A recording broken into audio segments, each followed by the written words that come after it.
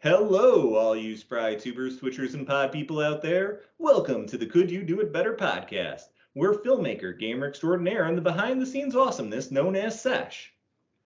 And the writing. And the visual thing. It's really good for the podcast. It's wonderful. Oh, gosh. And the writing and directing sensation known as Maria. Discuss popular television shows and movies and answer the always controversial question of, could you do it better? Today, we will be discussing episode 7 of season 1 of Ryan Condal's House of the Dragon television series based upon George R.R. Martin's novel, Fire and Blood. And as for me, I'm Jonathan the Intern, and unlike our two experts, have no industry experience whatsoever. In other words, I'm much like Laenor, where every episode I stumble around apologetically for not knowing what happened, am told multiple times how much I failed the leading ladies, and at the end of the episode have to somehow escape being tossed in the incinerator such that I can make it to next week.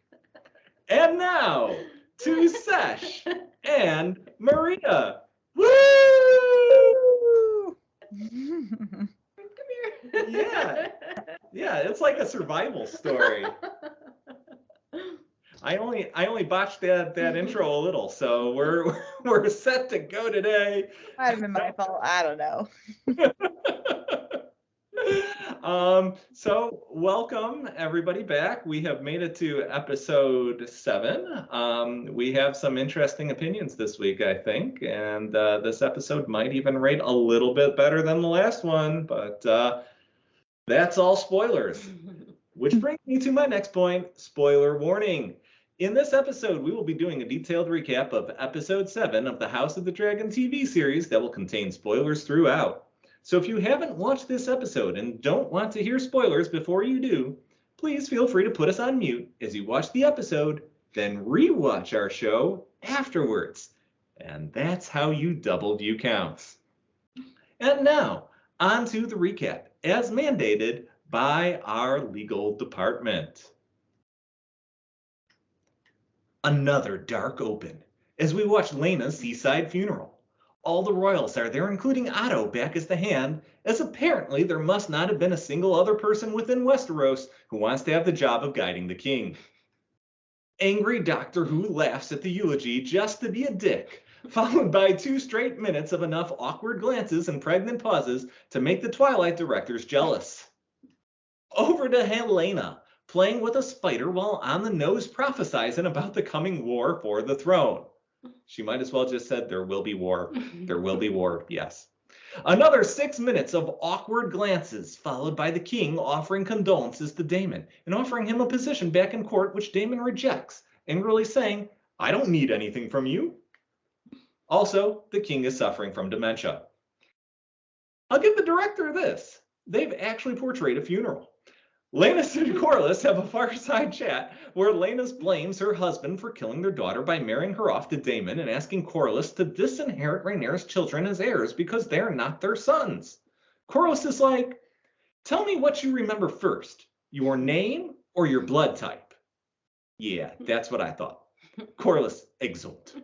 Meanwhile, Rainier and Damon are talking amicably on the beach, which seems a little odd, until Rainier starts telling Damon her marriage is a farce, her kids aren't hers, her husband's not good in bed, and she wishes Damon just would have sexually assaulted, kidnapped, and married her, thereby finishing the grooming process.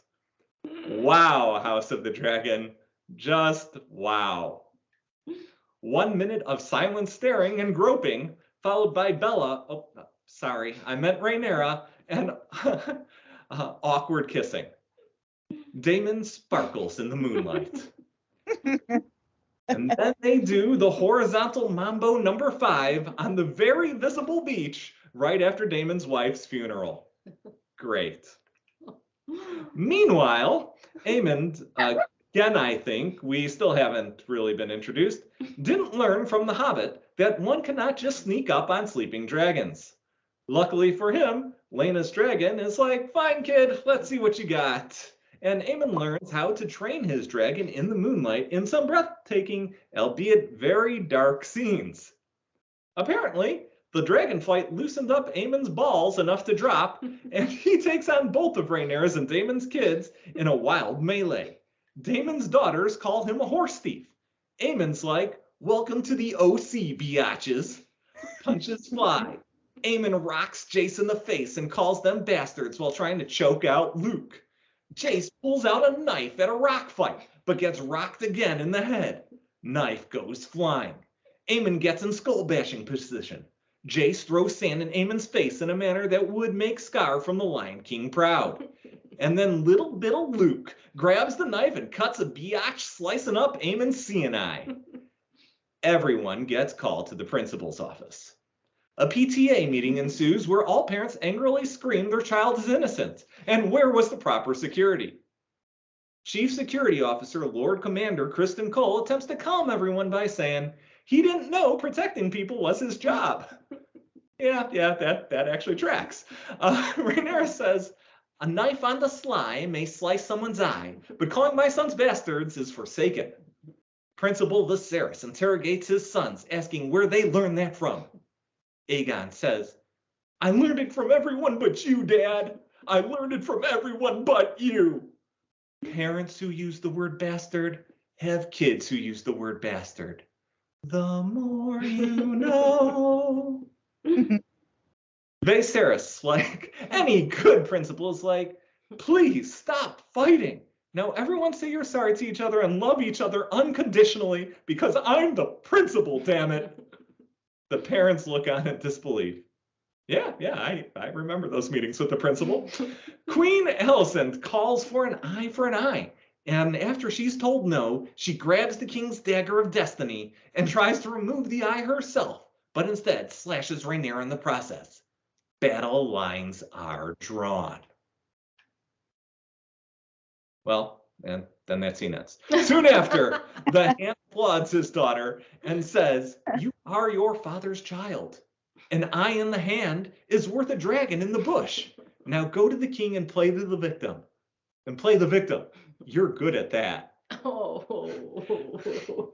Laenor stumbles into Rhaenyra's chambers like any confused dad, asking what he missed. Laenor blames himself for being gay. Rhaenyra's like, no, you're just a bad husband. Laenor recommits himself to the marriage. The king and his entourage then leave Driftmark. Oh, goody, another Larys Queen scene. Larys offers to give Alicent an eye.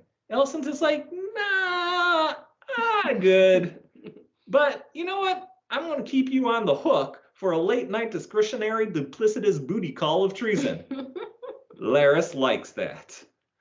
Over to Rhaenyra, where she just asked Damon once again to be her uncle husband, and she doesn't care if that means Laenor is killed. So Damon does the responsible thing any person lacking brain cells would do, and buys Laenor's lover off to kill him. Rhaenyra and Damon get married, and bring new meaning to blood marriage, with their 4 young children watching in horror.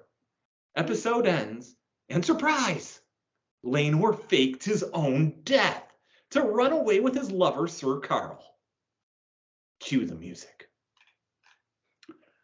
This episode is brought to you by Caribbean Carousel Vacations. Have a tropical itch that needs scratching? Worried what your extended family might think if they catch you getting it on at a funeral? Here at Caribbean Carousel Vacations, we offer sensual seaside sexcapades that are always at your full discretion. Whether you're there with a lover, a friend, or even your uncle minutes after he dumped his wife's still smoldering corpse in the ocean, your privacy is our utmost concern. Caribbean Carousel Vacations, where sex on the beach is only a family affair if you want it to be. Oh, no. Back to you, Sesh and Maria. No. Thank you. For all of it. Don't thank me. Thank our legal department and Caribbean Carousel Vacations. I was too far away from the mic because I had to get my dog out of the room since he was grumbling. But the line of the balls dropping while holding on to the dragon. Oh, that's going to stick with me as just something that's going to make me laugh for a very long time. Yes. You get another week. Oh, I intern. get another week. No incinerator for me, guys. I'm back, baby. All right. Let's move on to our first question of the night. It'd make anyone's balls drop. Yeah, like just drop right that dragon. It's perfect. Good job. Good job. Good recap. Oh boy. All right, so we're going to settle into the first question of the night, which is, did the funeral scene deliver the drama it was intending, and how would you have set it up? I'm going to go ahead and start this one off. I think it relied too heavily on dolly shots.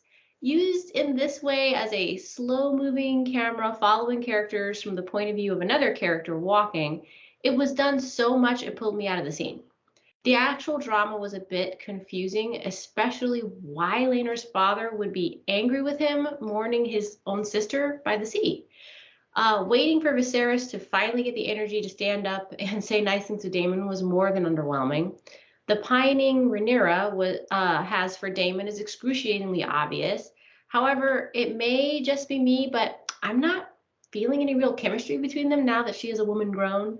I felt like the whole scene could have been done more succinctly, especially with the opening priest leaning heavily on pure blood, which only serves to make everyone mad, even the king married outside.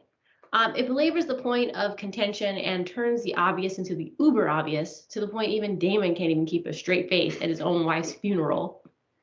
I also felt detached from the scene because I had no real chance to get to know Damon's wife, so that impact of the mourning was not as strong as it should have been.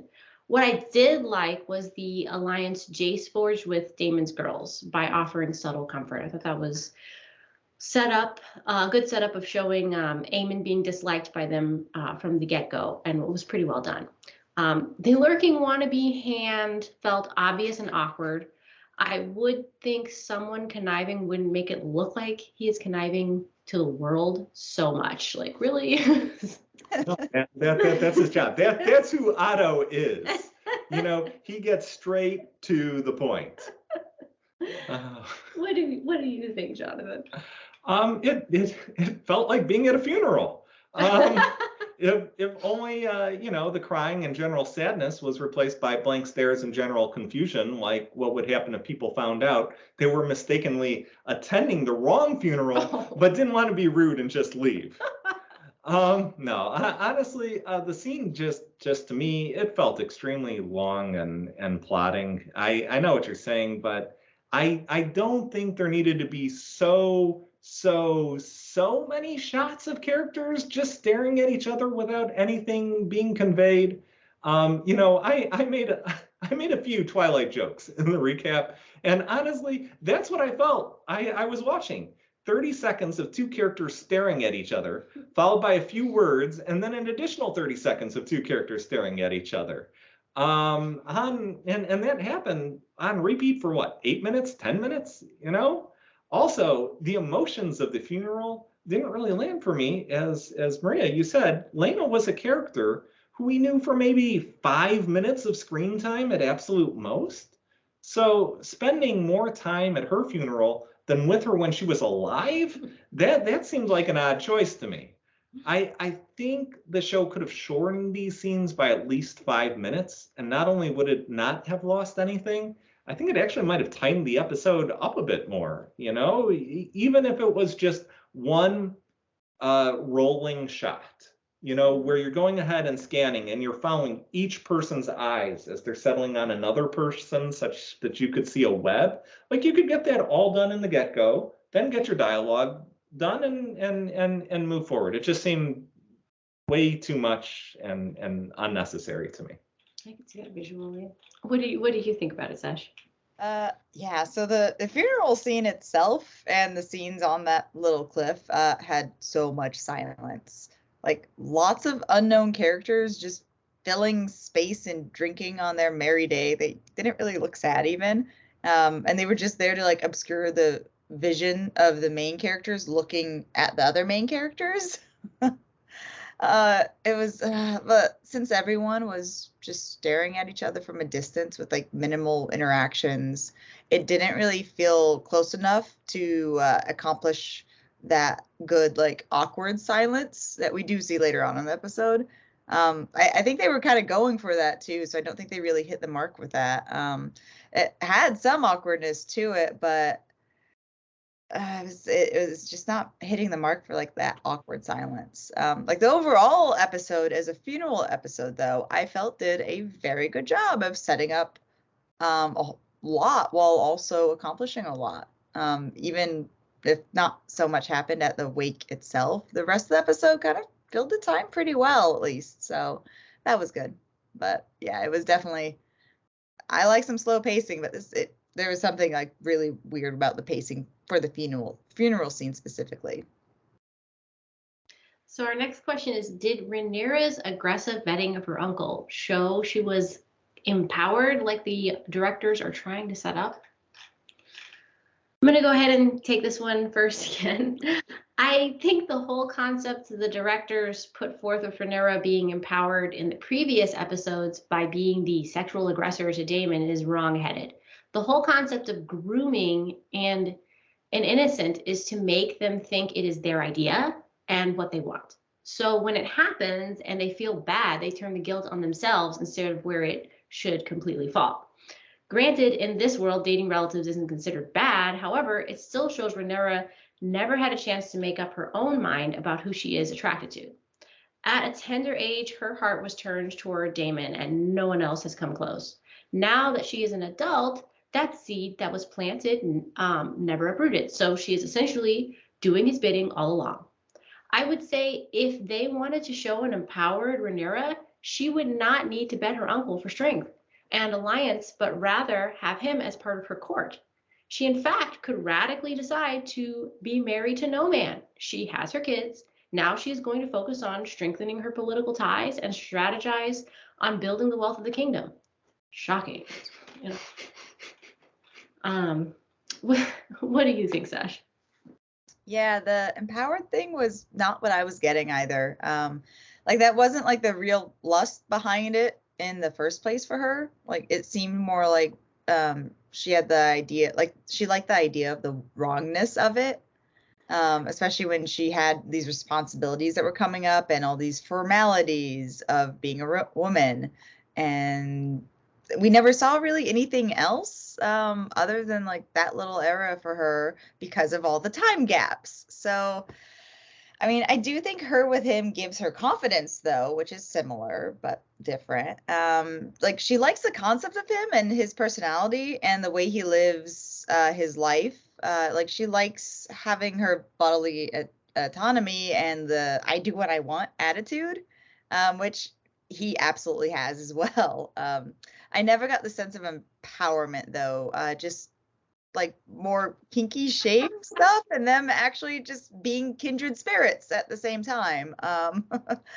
I would have liked to have seen more of him backing her up or speaking up on her behalf to help her during the conflict at the end. He did step up with Cole, which was really great, but it didn't feel like any other characters noticed that since there was chaos in that moment. So again, like where is that empowerment coming? Like a backup somebody is different than somebody who empowers you, you know?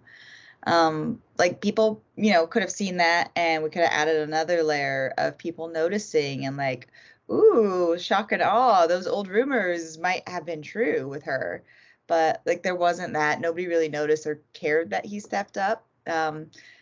Yeah, the relationship just feels icky to me still. Obviously on a few levels, but I think I expected the incest stuff with the Targaryens going into the show, but not really the grooming or like mostly like the huge age gaps that I wasn't expecting really. Like her not being a child anymore is very clear.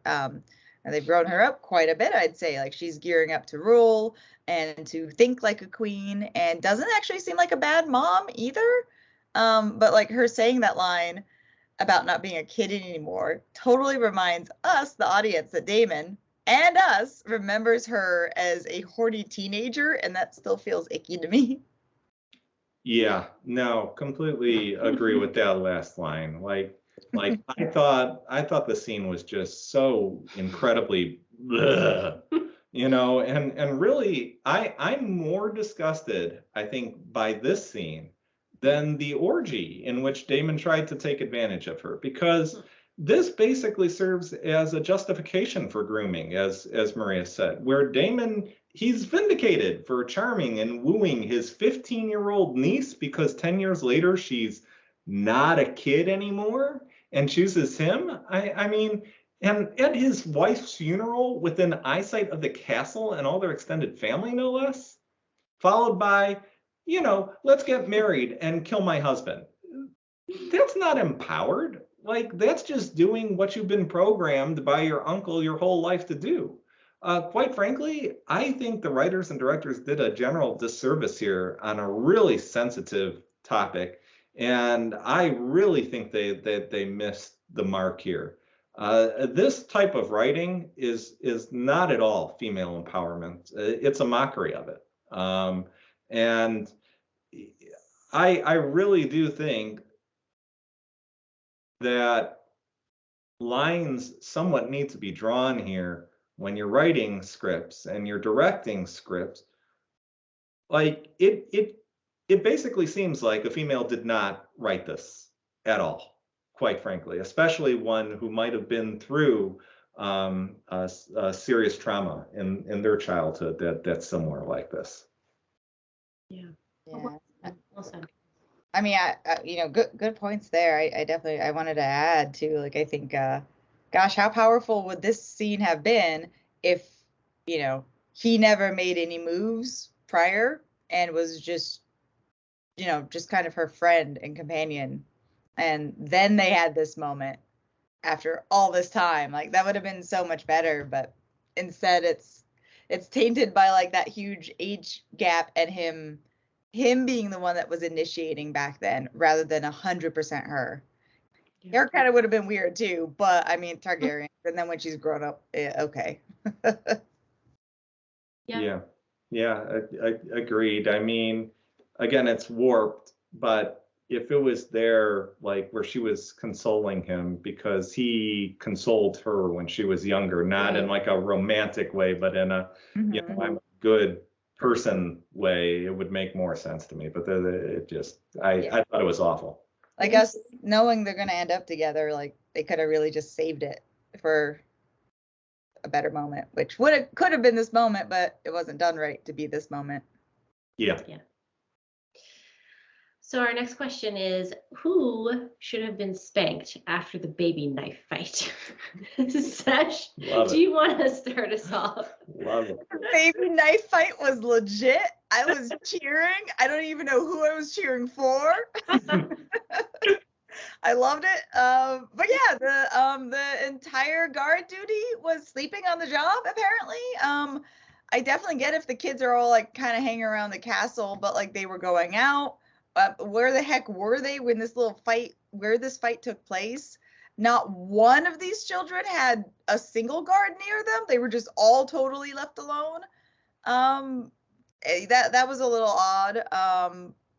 But I would at least think there would be someone nearby so things wouldn't have been able to have the time to escalate that far. But the scene was pretty enjoyable. I just would have liked some more, let's see. Oh, so for the punishment and that kind of stuff, like I would have liked to have seen some more input from some other characters. Even if just like to each other and not even to like the king or queen, like, oh, how do we handle this? Or like, oh, we can't do an eye for an eye. That's ridiculous. So, like just some more input from other characters. Like everyone was just kind of watching, like, just like us audience members, like not doing anything really. Like I'm surprised nobody came up with some kind of better punishment, like, not like leaving a scar, but maybe, putting the kid in like a little dungeon jail for a day. Like there'll be some emotional scars, but like it kind of seems more fitting. Like it was just, there were no suggestions. It was, again, it kind of missed the mark of being awkwardly silent, but like we were just like all watching like a theater. Even like the characters in there were watching it like an audience as well. So That's a really good It would have felt more real. We would have felt more grounded in the scene and in the world of it if there were other people reacting instead of just the main characters. Yeah. Yeah, a mini walk of shame, Oh, A little baby knife fight shame. Yeah. So, okay, you were telling me, like Sesh was saying, no guards noticed little Aemon pounce on the largest dragon in the kingdom and ride that dinosaur all over the sky. Like, that should have alerted a ton of guards who would have been waiting there for him when he landed. Taking a dragon is a giant deal politically, but that whole drama is left to little children to fight over. The queen knew she was due for a spanking by her son, but her son not by her son. No. We're getting a little weird. No. I meant but her son covered for her, and instead she wants to take a little kid's eye out in the name of standing up for her son, to which she doesn't even seem that interested in. Like, she wasn't really holding him, or I don't know. She seemed more interested in her own drama. They're all kids. She just wants to fight and make Rainier suffer, as we can see. She tries to drag Sir Criston into this, but he insists he's not there to protect the children. He's only there to protect that ass. I don't know. I mean, the king. He shouldn't send her to bed with no supper. I am also surprised the king brought back her dad as the hand, since he was fired for treason. There has to be other people to hire in the kingdom, right? I think you made that point in the beginning. There we go, Maria. Wow. Gotta protect something. Yeah, and you know what? I'll follow that up. Yeah, Lord Commander Criston Cole. Apparently, it's been over 10 years, and he still has never successfully been able to catch someone sneaking out of their room. Let's go. And then he says to the king, he didn't know that was his job? I mean, come on. I mean, my God. That is epic levels of incompetence right there. And next, every single other guard in that place who apparently didn't see any of the 5 rugrats running about or hear them fighting. I mean, really? Nobody protects the heirs to the throne? They deserve spankings. How about Rainier and Alicenta's mothers? Both have full reason to expect treachery from the other or those close to them at this point. Yeah. I mean, Alicent straight up murdered Rainiera's baby daddy. So, Rainiera, she was too busy having a tryst with her uncle on the beach to tell anyone loyal to her to guard her children.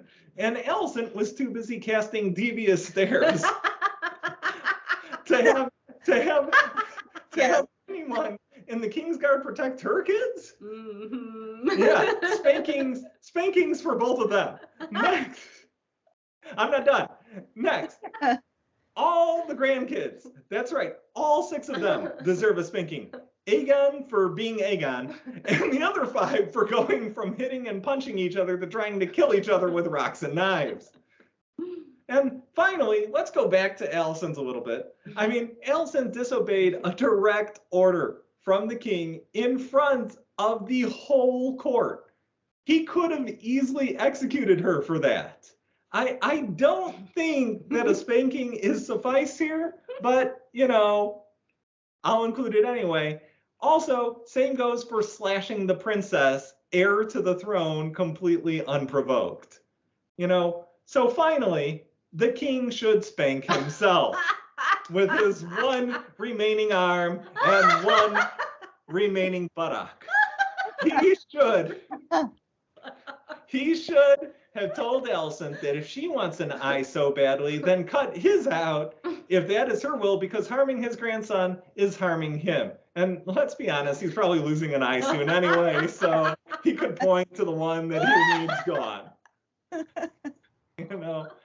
And really, Rainiera, she should have made the same offer. Tell Alicent to take her eye if she really wants it. And this one I'm being serious about, because it would have been in character for her as Rainiera to say that, because she said the same thing to Damon earlier in the series. It shows who she is, and that would get people to follow her. I mean, really, if Alicent even thinks of doing that, she becomes the Mad Queen. She will never amount to anything. Nobody will follow her.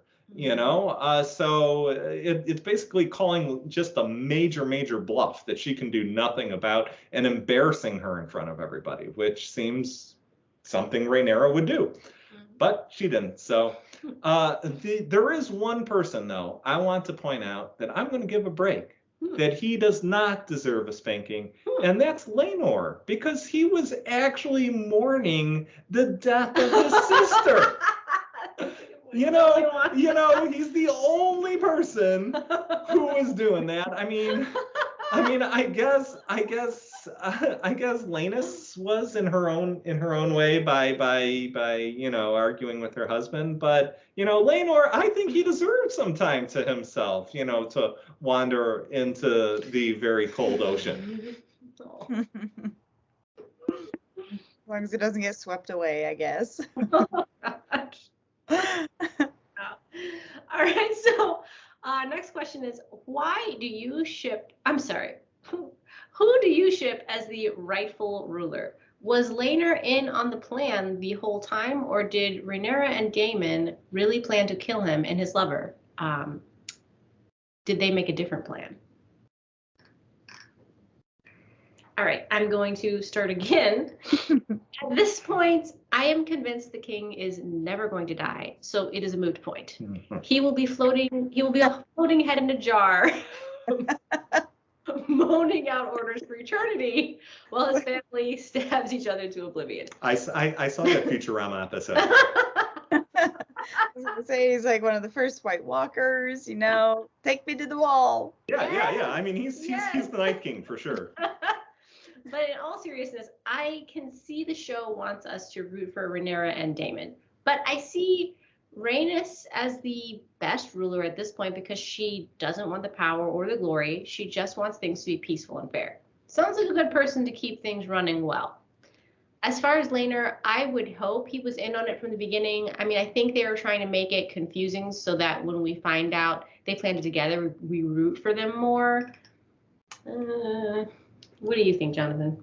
I'm not going to go with Rhaenys. I think Rhaenyra, she appears to me to be the person best suited to sit on the throne. Wow. For a couple of reasons. One, she was named heir to the throne by the king, so she would definitely be the rightful ruler of the throne.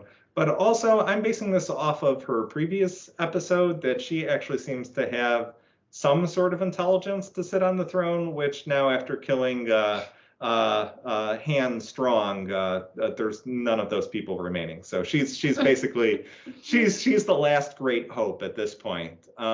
However, as we all know, in Game of Thrones, the rightful ruler doesn't typically ever make it atop that pointy iron chair. As for Rhaenyra and Damon plotting to kill Laenor, really, I have to go in a different direction because nothing out of the show running or writing staff would lead me to believe that they were willing to write subterfuge or non-obvious long-term plays. So it makes me think that they did indeed plan to kill Laenor, and Damon's lack of any intelligence whatsoever led to the dumbest assassination attempt I've seen. Yes. Oh man. Yeah. I mean, I'll say this. Like, it seems so incredibly out of character for Rhaenyra. It's not even funny. But that said, I also don't see Damon agreeing to doing that. I mean, he'd just kill him anyway on a whim. Then again, who knows what Damon's character would do? He has a marked departure from himself every single episode. This one included. What do you think, Sesh? I mean, for the rightful ruler, obviously the queen who never was, duh. I'm still shipping her. But to be honest, I would like to see little weird spider girl take a crack at it. Oh. So for Laenor's death plot, I immediately, when they first show it, Damon going up to the lover, and like you said, incredibly dumb idea. My first idea was, oh yeah, just go and escape together. Like, duh, that's obviously what you're gonna do. Like, it's so obvious that that's what they should do and what they probably would have done. But yeah, like him that coming up that he needed to die right after Ray explaining to Laenor that he was a good man, and right after Alicent's not okay outburst. I think the show is once again at setting us up for Ray being a tried and true protagonist, as in just, goody two shoes, even besides the whole Damon thing. So maybe I am biased in writing this because I had the exact idea as soon as I saw that he went up to the lover to be the assassin. And I was screaming at the TV, fake the death, don't kill him. So maybe I am a little biased in that I think that would have been the smart play no matter what. But I actually do think that the plan was for them to fake it. So here's why. First off, yeah, that's a really stupid approach to go up to the lover to be the killer. Like, what a hard read that would have been. And he's a knight too, so you're going up to the honorable person that's in love to be an assassin of their own lover. It's a pretty big gamble, enough of a bad bet where I would also call it stupid. So secondly, them escaping to live in a secret love where only money matters and not names. We've literally been told this exact same idea already from Cole when he was proposing to Ray. She used the exact same plan here. It just makes too much sense that it was totally plotted, and that the plan was for them to just live in GTFO. Yeah. So basically, we're deciding between Ray coming up with an intelligent plan or Damon coming up with an incredibly stupid plan. I say coin flip. Maybe. Oh, you know what? Actually, I thought of something else too. Yeah. There was the theory that Alicent had sent the order to kill the Knight's Guard, who's the father. But that's just a theory, and we know that's not what really happened there. Now, Ray might get those same theories around her quote-unquote dead husband, even though she didn't kill him. So they're both just going to think each other are evil, or they could just have a conversation and we'll, instead of fighting. But going to be some duality there. So maybe, hopefully, they'll play into that. Yeah. Our next question is, what do you think of the pacing of the episode? Was time properly spent where it should have been? Why don't you start us off, Jonathan? I think I mentioned this earlier, but overall, in my opinion, the pacing really struggled in that first half of the episode. The funeral scene, to me, that just went on and on and on. Was the 8 to 10 minutes of awkward silences and stares really necessary? I think a good 5 minutes could have easily been cut there. Also, the romantic nature of the Rainier Damon scene, that seemed entirely unnecessary to me and not fitting with either of those two characters. So supposedly, let's just think about this logically. Damon 10 years ago spurned her because the directors said she was interested in him. So suddenly he's now interested in her. And for her, he leaves her high and dry and a couple times. And now she's like, oh, I need to jump his bone. I don't know. Like that doesn't make sense because, again, there was nothing romantic about their entire conversation. But then again, that could just be my sensibility talking here. So anyway, also in the first half of that episode was the dragon flight, which, it's fun. So I'll give it a pass, but it also seemed very long compared to other things within the episode. Now, after that point, the whole second half of the episode, I actually thought the pacing was really, really good. You know, from the fight to the council to the treachery, you know, that all really flowed to me. And I know there could be some argument with the wedding taking place or the marriage of Rainier and Damon, but honestly, that sort of seemed on point to me that they just have a really quick wedding right after that without anything. So for me, the second half of the episode, that would get an A for me as far as pacing is concerned. The first half of the episode, though, that would get a D minus. What do you think, Sesh? I think the pacing, it's all my fault. I asked for people looking at each other instead of talking, and that's what we got. The funeral felt stifled and stiff in ways I don't think they were going for, like to counter the producer's notes at the end of the show of the awkwardness bleeding through of everyone being new, and that was like one of their earliest shoots. I don't think it was to the benefit of the episode. Like there could have been clever dialogue, there could have been like more interactions, or any besides the children really, who I think actually had a very good interaction at the funeral.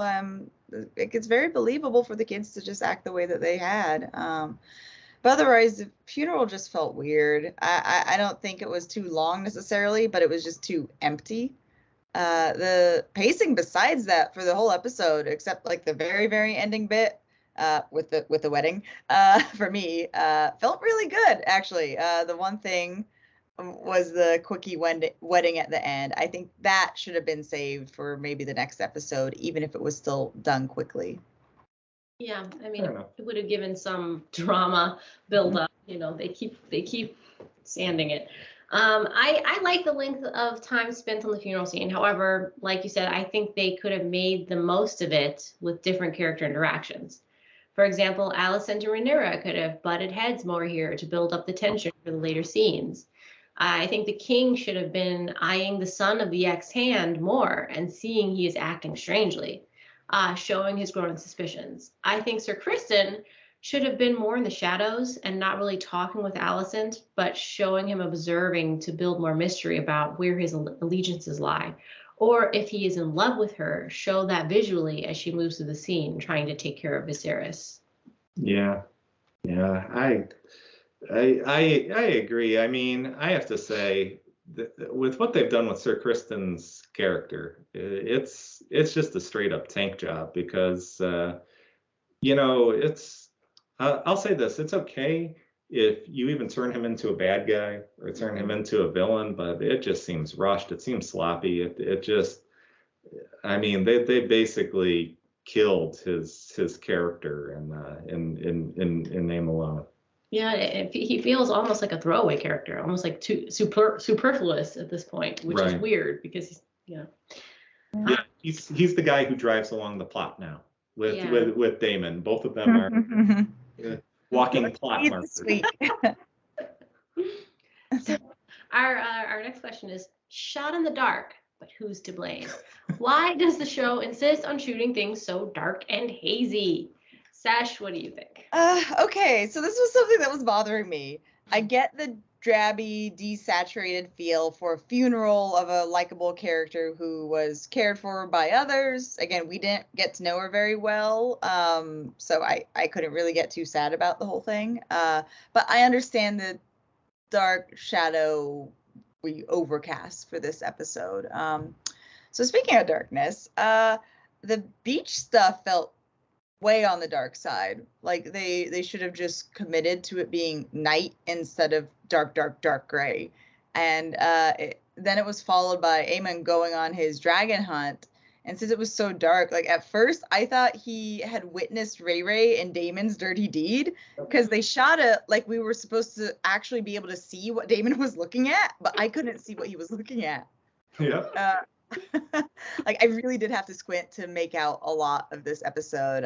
Like I absolutely do get the directing choice of being dark, and I just like that, but like, yo, ease up on the color correction there, buddy. Jonathan, what do you think? Yeah, I mean they really do love their night scenes. I know I rewatched a couple of those, and it's true, like a good quarter of the screen or half of the screen at certain points we're just way too dark to pick up any detail.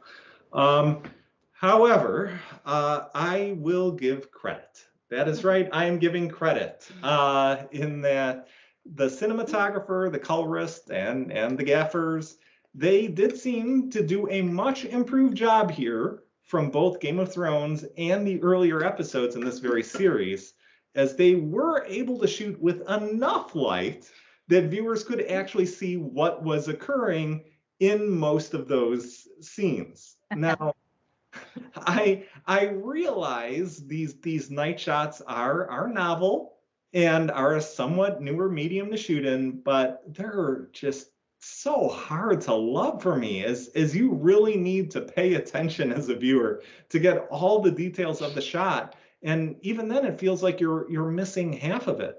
So I get the novelty, and I say, good job trying to be groundbreaking, but I just don't think it's worth the effort. And I don't think it comes across as well as the director or cinematographer believe that it does. You know, they seem infatuated with this because they just keep going back to it and back to it and back to it. Maybe it is because so many people complain about it in Game of Thrones for that one episode. They keep saying, you know what, we're going to show them. We're going to do it right. We're going to pound this down their throats until they like it. They'll love it this time. Yeah, but no, I'm ready to move on from this experiment. It's okay. You know, everybody understands it's not realistic to shoot everything in daylight or twilight hour, or you know, that perfect time. But I mean, it's either that or you don't get to watch the episode. So I think most people will take the former. It turns into a podcast, is what it is. Right. And then Luke slices him with the dagger, taking out his eye. I hear the blood.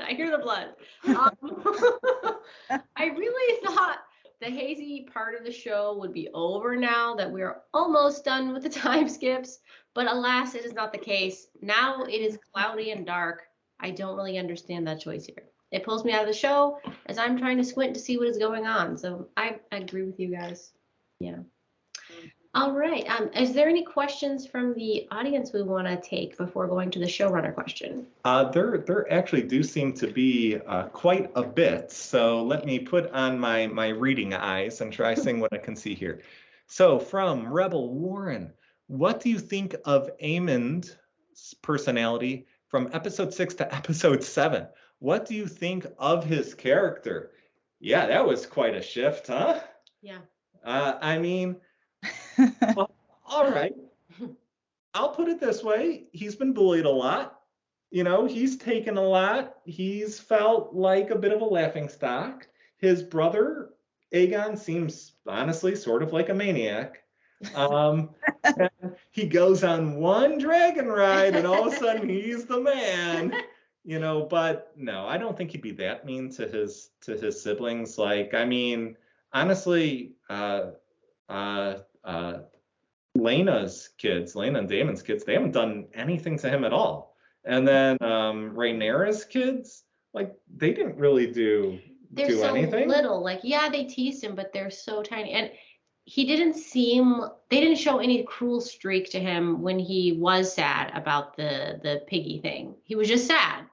Like, if they showed him being kind of a jerk a little bit, then him doing this after he gets confident would have made more sense. But they didn't show much of who he was at all, I felt. Just that he was bullied, but not who he was. Yeah, like, I mean, they almost made it out where it was like, yeah, those little brat bully him. Go ahead, kids. Like, it was almost like, is that who he always was? Like, I do think they tried to make it look like he had a character shift. So we'll see. I'm hoping this was like, maybe he had that little, you know, dragon rider high or whatever, where he had the attitude, like, I'll show him. But I'm hoping that this moment actually, like, knocked him back on his ass. So maybe he's gonna be a reasonable kid. 'Cause I mean, I really did like his last line too. You know, it's an eye, but we got a dragon. So he might actually have a good head on his shoulders, even if this was like a dumb little punk brat thing for him to do. So I mean, the one thing I noticed for how they cast him is they seem to cast him as more intelligent, more reserved, more of a thinker out of all of the children, which is why it was a little bit weird that he reacted so violently there. However, his response, I actually think it's somewhat the opposite, Sesh. Same reasoning, but the opposite thing. He seems very intelligent, which means that he seems like he'll be a heavy player in the years to come, because unlike his brother, who seems like an absolute maniac, like this guy, Damon, like that's exactly what I pictured Damon as a kid. Yeah, exactly the same. Yeah, this guy is like he's sort of like Littlefinger with actual royalty. It seems like he has a chance to be. So well, yeah, I mean, especially the way he handled his mom, like even he like with a painful eye situation is just like, calm down, mom, it's okay. Like, yeah, he had a very good head on his shoulders. So we'll see what way he goes with stuff, and even if he is very reasonable, the lines in the sand have been drawn, so I'm hoping for a really smart character. That's all I'm saying. yeah. Please, we need it in this series. Good question. All right, next question from Warren. Does Laenor being alive make sense considering his dragon sea smoke? Oh, that's a good point. He gave up his dragon, if he's still alive, to go ahead and live a life on the seas. That's a fair question. He seemed to like battle, but maybe he likes love more. Maybe he just wants to go and be happy. But he really does seem to love the kids, you know. Would the dragon have a sense that he's still alive and like follow him? Do dragons do that? Oh, probably, yeah, maybe. Because maybe the dragon won't attach on to another person while he's still alive, or maybe he'll go find him. Maybe his little niece can actually have that dragon that she wanted, which I predicted close but incorrectly last week. Mm-hmm. Oh, we have another question. Okay. How do we think about the big time shift? It seems like the next episode. Yeah. Eye Patch Kid looks as old as Damon. Thank you, Bear UNLV. Once again, another time shift. It's getting harder because I feel like they're finally finding their momentum with these episodes, and so it is jarring. I think each time there is a time shift, even if these episodes are really well done, like these next few or however many they're going to be, these time shifts, like what point in time are they trying to get to? That's the main story. Like I feel like that's what we're still like waiting on, and all these time shifts just make me feel like they still don't have a main story.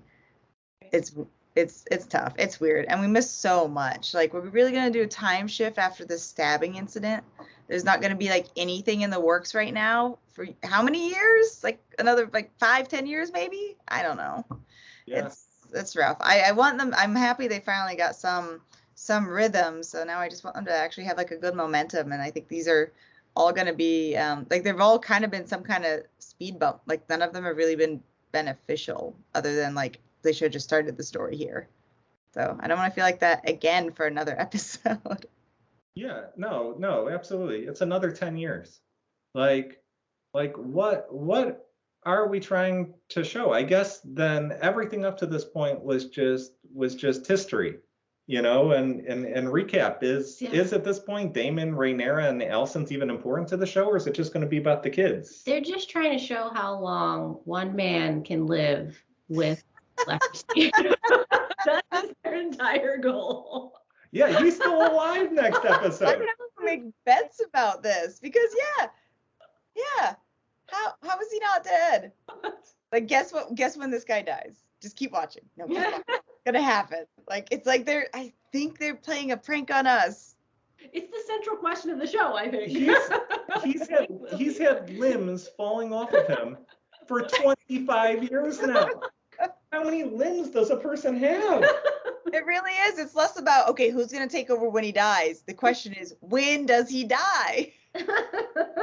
Never. Maria is right. Never. I keep saying it's going to be at the end of the season, but they're going to be through like 40 years at that point. Like, how did I guess right? It took him this many years. Oh, we have another question. Yeah, his maester deserves lordship. Yeah. Give this guy several rings. Several. He can own all the rings. All the rings. He is good. He has magic leeches. Yeah, to think that they fell off from this maester to Pycelle in Game of Thrones. I mean, quite a fell. The time skips come at a cost, and that is the king's limbs. Yes. Yeah, absolutely. It means you only have to do the prosthetics once. You don't have to keep doing them several times an episode. All right. Final yeah, let's move on. I think that's the last of the viewer questions. So showrunner question now. Yes. So the showrunners state that Alicent finally got to show her emotions this episode, as they have been repressed up to this point, and it was a joy to see her explode in the way she did. Do you feel the same way? Jonathan. Oh, absolutely. No! No! I mean, maybe the showrunners are watching a different show than I am. Maybe they're rewatching Game of Thrones. I'm not sure. But if there is one thing that I felt that has been consistent in this show, it's been Alicent acting emotionally and not intelligently or rationally. You know, she behaved in a manner that seems within her character this episode. She told the king, like in the past, she's told the king what she truly thinks in every episode we've seen with the two of them, and she's acted on it outside of those conversations. An example of this is when she basically told half of Westeros Rainier's kids were bastards, despite the king telling her to never speak on it. Or going ahead and showing up late to Rainier's wedding while wearing her own house's colors, and making a huge giant scene of it. This didn't feel all that much different, other than her actively drawing a weapon and defying the king straight to his face after he told her publicly not to. I didn't see her pushed over the edge or explode this episode. I just saw her basically do what she's been doing this whole time. Yeah. Alicent has been exploding since Rainier's wedding. Her behavior is not surprising this episode, just bigger. So I wouldn't call it a joy. If she were quiet and non-aggressive in previous episodes without complaint, then she suddenly demands eyeballs. That would have been more interesting. Mm-hmm. As far as the word joy, I can't feel joy for a character's actions unless they meet a few criteria. And here we go. Number 1, I have sympathy for them. Number 2, their arc makes complete sense at every step. Number 3, something about their change is surprising, yet in retrospect, it makes perfect sense to their character. So for Alicent, her arc stopped making sense for me due to the extreme time jumps and her somehow being less aware and centered than she was as a youth. If a person is naturally level-headed and wise, even if they are betrayed, they will eventually work their way around the hurt due to their inherent wisdom. That is what I thought Alicent had. She was given 10 years to work through her betrayal, and the benefit of an adult mind would have added to that wisdom. But in this storyline, that does not happen. Finally, based on the previous 2 episodes, her behavior was not surprising, so it did not meet 2 of my 3 criteria. Yeah. Yes. Interesting. Yes. What do you think, Sesh? So I'm on 2 sides of the coin here. So I don't feel like the violent outburst was something I was expecting or wanting from her. Like, I think that part actually did feel really out of character. Her speaking to the king the way she did felt good, and that part I can see that them saying the word joy for. That felt true to her feelings, spilling over. But once she got violent, it just felt lazy. like exactly how it felt with Night Cole when he had his outbursts. Like the physical outbursts like that, like don't really actually play that well in the series so far. Like it's not really what the show is about. The show is, it's a Game of Thrones, it's Game of War, it's Game of Wards, not immature violent outbursts. That's not what plotting is about. Especially kind of plotting in this series, or where it should be. So that coming from like two characters that have been established as honorable or duty obligated or responsible, like Alicent and Cole, suddenly having these violent outbursts, it just feels kind of lazy. Let's just make them fight for some reason. Like I liked Alicent talking back to the king in front of everyone, though. I think that fully got the point across while keeping within her character limits, but also pushing her boundaries in the direction that they should be for where I think they're trying to establish her now, because yeah, she hasn't been that consistent either.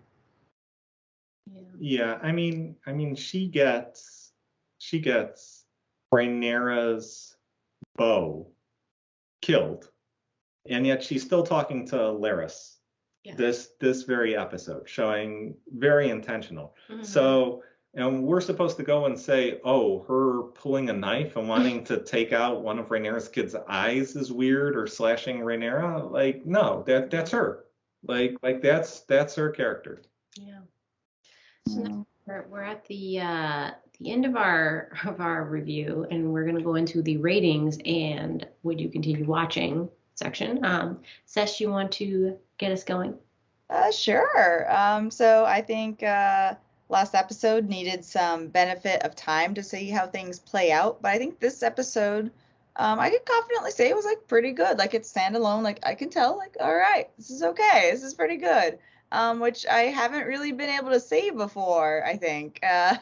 Looking back, this might be the best episode. Last one was like pretty all right, but I still think needs a little bit of time to simmer. Like I got a good flavor of so many of the characters and so many bits of the plot actually moving forward, with what happened, with where we left with like actual lines for the main and like through lines for the main plot and the subplots, where next episode we can actually look forward to stuff playing out from the events of this episode. I don't really think we've had something so strong like that before.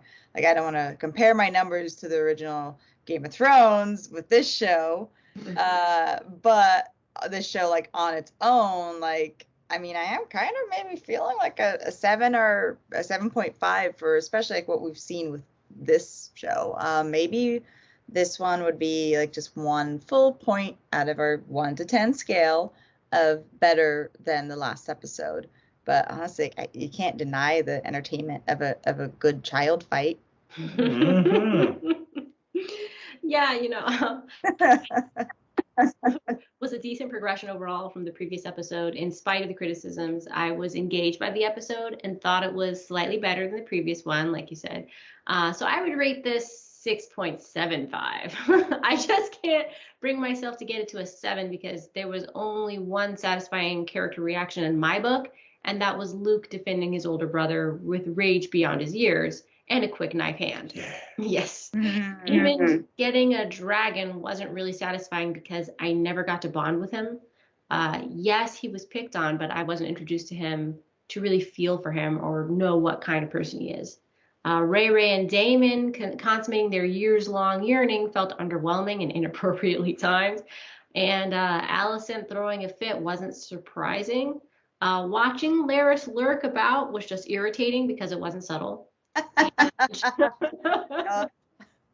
And seeing the king apologize to Damon isn't new. He tends to do that with his brother in the past. Forgive, banish, forgive, banish. Jonathan, where are you at with this? Yeah, that seems like a normal family. I'm also going to give this episode a slightly higher mark. While I did not like much of the first half of the episode, again, to me it felt slow, it felt plotting, laden with exposition whenever there actually was speaking parts. With me getting horror flashbacks of how Twilight was cut. I was basically forced at gunpoint to watch that film. So That wasn't a good feeling. The second half, though, I thought really was much better. Like that actually felt really good. I would have, if it was just that second half of the episode, I would consider rating it way up there actually. That felt good to me.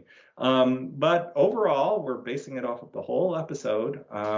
I give this episode a 6 out of 10, maybe a 6.5. Nothing to write home about, but I thought it was decent. This was a passing grade for me. A high C, maybe a C plus. I am definitely not looking forward to yet another time skip talked about next episode. Why? Well, I wanted more child fights, and now we're not gonna get them because they're gonna all be grown up. It could have been so fun. I mean, I guess I like this episode because we had that, and we had like stink eye 100% of the episode. Well, we have a review from the audience. Ooh. Yes, a Crazy Kyle says no, a D20. 20. A D20 for sure. Roll of the die. Oh. Maybe D20, or maybe 20 isn't what he's trying to say there, but like a D and for he's sure. like a solid D. Intriguing. Maybe he just rolled the dice. He's like, that's my rating. Yeah, there you go. There you go. Oh, we. Yeah, yes, a die. Okay. Just roll a die and whatever Roll the comes up. dice. Oh, that's how good it is this episode. Yeah. Yeah. I mean, we could. Yeah. I feel like it's very self-contained. I finally got into the point where I'm not. I know I still am comparing it to the original series, but I feel like a 7 is not a Game of Thrones 7, but a House of Dragon 7. They're different. They are definitely different. Yes, the bar is low. Finally got that. So low. Oh man. All right. Well, thank you. Thank you, Kyle, for your ratings. Any other ratings from the audience quickly before we move on to the outro? Out of 10, letter grades. Ooh, a solid 7 from Bear. Yes. UNLV. Yeah, solid 7 from Bear. All right.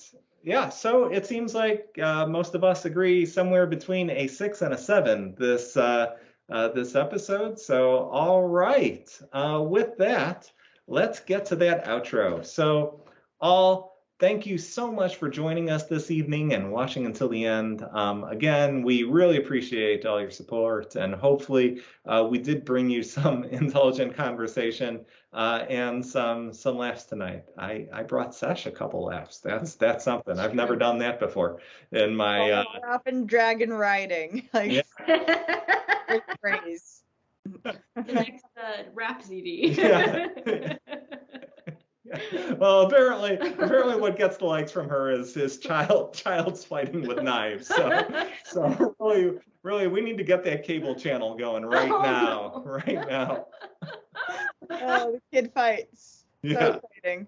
The grown-ups have just been so boring. It's so refreshing. Yeah. So again, thank you very much. It's your support that makes it worth it. If you like this show, please like, share, subscribe, and heart. Do the likey thing. And again, just like last episode, if you hated this show, please make sure to go ahead and you like that twice, because we have metrics, we record it, and the more double likes we get, the more we make sure to change our episode next episode. So just keep watching, keep double liking, triple liking if you have to, and we will get this done. We will make sure we make the show that you want to see. So again, some bad news due to scheduling conflicts. Our next episode will not be on Monday of next week, but will again be on Wednesday of next week. That's Wednesday, October 12th at 8 p.m. Pacific time, 11 p.m. Eastern time. So for you regular Monday listeners, again, hopefully this change in date won't be too problematic for you. We hope. We really are trying to do this Monday schedule. Sometimes, unfortunately, it does get a little bit hard, but we're working on it. So hopefully we can get that and keep that Monday Monday schedule the same. That said, if you're really itching for some Could You Do It Better, we will make a half-hearted promise to you, depending on what the intern can accomplish. But we will try to rerun one of our previous unaired episodes from Game of Thrones. That's right. Back from the original Game of Thrones series, we might try to rerun one of our unaired episodes on Monday, October 10th at 8 p.m. Pacific, 11 p.m. Eastern Time during our regular time slot. So we could be heard twice in the same week. Amazing. I know. We're picking it up, and believe me, I'm going to be whipped into submission to try and get that available for you on Monday. But yeah, it would be an unaired episode, and then on Wednesday we'd go back to our live show where we'll be talking about episode 8. So without any further ado, thank you all. Thanks. See you next week. See you Wednesday. We are going hard, I guess. All right. Awesome. So thank you guys so much. And again, until next time, could you do it better? All right. Bye, guys. Thanks, everyone.